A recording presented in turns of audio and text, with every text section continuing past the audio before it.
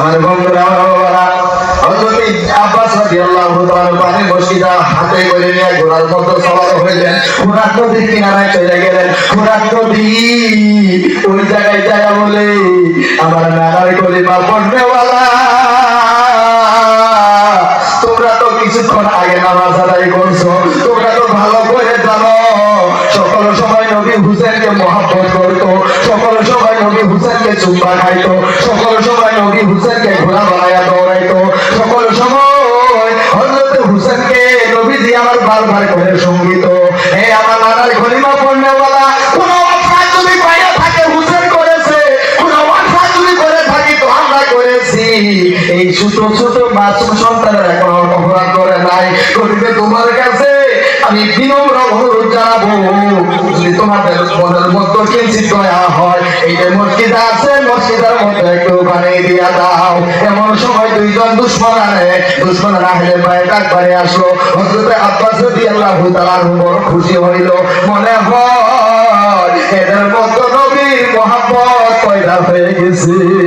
এইরকম করে যখন নিকটে আসলো, আসার পরে বলে আব্বা তুমি পানির চিন্তা মনে করো, তোমার জীবনের চিন্তা করো।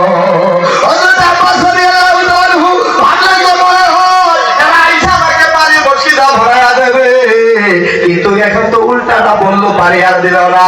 এদের বন্ধুরা উনি নিজেই চেষ্টা করে অসংখ্য মানুষের গলা কাইটে জাহান্নামের মধ্যে বঞ্চনে পড়ে ফোরাত নদীর ধরে পানির বসিটার মধ্যে ভরাইছে। পুরার পৃষ্ঠে সবার হয়েছে, সবার হয়ে আসতেছে। এইবার দুশ্মনেরা কাফেরের দলেরা বলতেছে এই পানির বসিটা যদি কোনো রকম করে হযরত ইমাম হুসাইনের খিমার মধ্যে পৌঁছে যায় তাহলে নজির হয়ে যাবে, ইতিহাস হয়ে যাবে।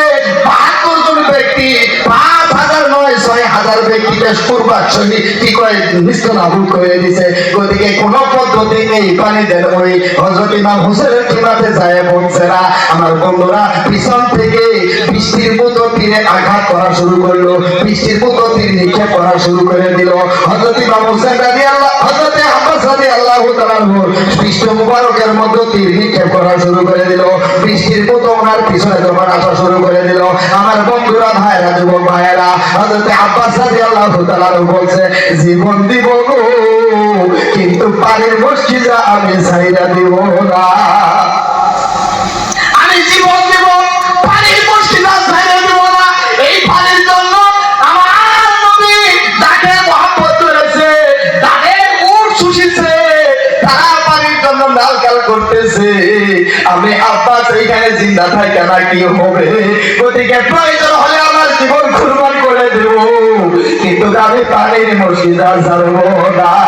আমার বন্ধুরা এই নিয়ত নিয়ে অটুট হয়ে যখন যাওয়া শুরু করে দিলেন, আমার বন্ধুরা এই দুশ্মনেরা আইসা মানে তীরের আঘাত হয়ে করে যখন কমজোর করে ফেলে দিল, দেওয়ার পরে এইবার ভাবলো যদি এই হযরত আব্বাসের হাত না থাকে পানি কেমন করে নিয়ে যাবো। হযরত আব্বাসের ডান হাতের মধ্যে এই বিষাক্ত তলোয়ার দিয়ে একটা সুত পাইতে ডান হাতটা কেটে ফেলে দিল। আমার যুবক ভাইরা যখন ডান হাত কেটে ফেলে দিল, হযরত আব্বাস রাদিয়াল্লাহু তাআলা বাম হাতের মধ্যে পানির বসিটা ধরে নিল। নেওয়ার পরে বলতেছে যে না না, প্রয়োজন হলে আমার জীবন যাইতে পারে কিন্তু আমি পানির বসিটা ছেড়ে দিব না। আমার বন্ধুরা আরো কিছুক্ষণ যাওয়ার পরে দুষ্ট ইহুদিদের দলেরা বলা শুরু করে দিল যে এই পানি যদি কোনো পদ্ধতিতে যদি খিমাতে যায় বলছে তাহলে কিয়ামত পর্যন্ত কিতাবের মতো ইতিহাস হয়ে থাকবে। ৭২ জন ৫,০০০ সৈন্যকে শেষ করে দিয়েছে, কোন পদ্ধতি এই পানি দেওয়া হবে না।